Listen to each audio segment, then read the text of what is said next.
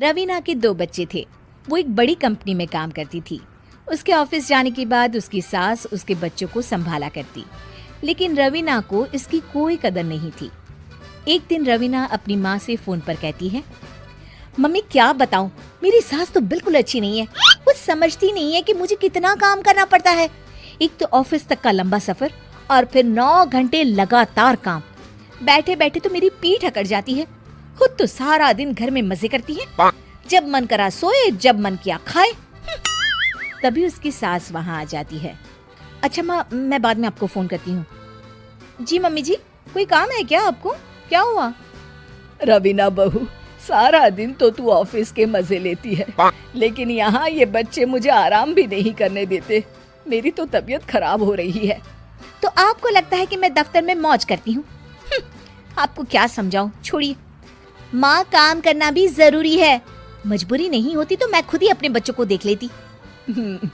अब आज तो छुट्टी है ना, आज तो कम से कम घर का काम कर ले।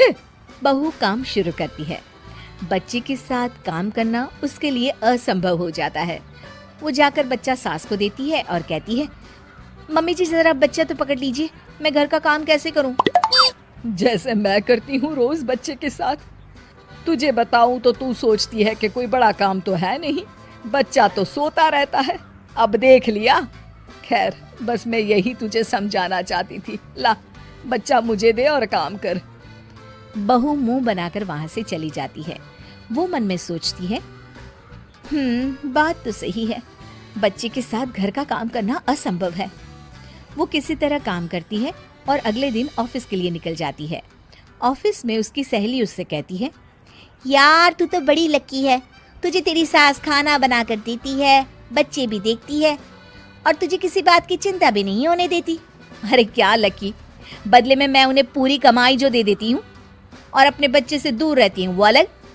हर किसी को ना दूसरे की प्लेट में ज्यादा घी दिखता है। जा अपना काम कर। अरे फिर भी ये तो है, यहाँ हमारे बच्चे को मैं क्रैश में छोड़ती हूँ, हर पल डर लगा रहता है कि क्या कर रहा होगा। खैर चल, मुझे क्या। बहू घर आती है तो देखती है कि उसकी सास उसके बच्चे को बड़े ही प्यार से खिला रही होती है। वो माँ को देखकर खुश हो जाता है।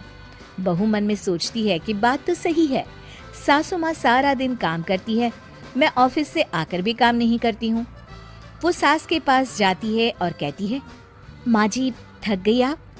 और क्या, सारा दिन चक्कर घीनी की तरह पूरे घर में घूमती रहती हूँ और अब उम्र भी नहीं रही।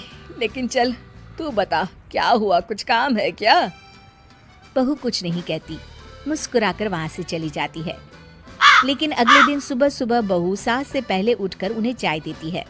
अरे आज सूरज कहाँ से उगा है, तू पहले उठ गई। चल अच्छा किया, मरने से पहले तेरे हाथ की चाय तो पी ली। चलो अब चलकर किचन में लगूं। माँ जी, आपको आज से काम करने की जरूरत नहीं है।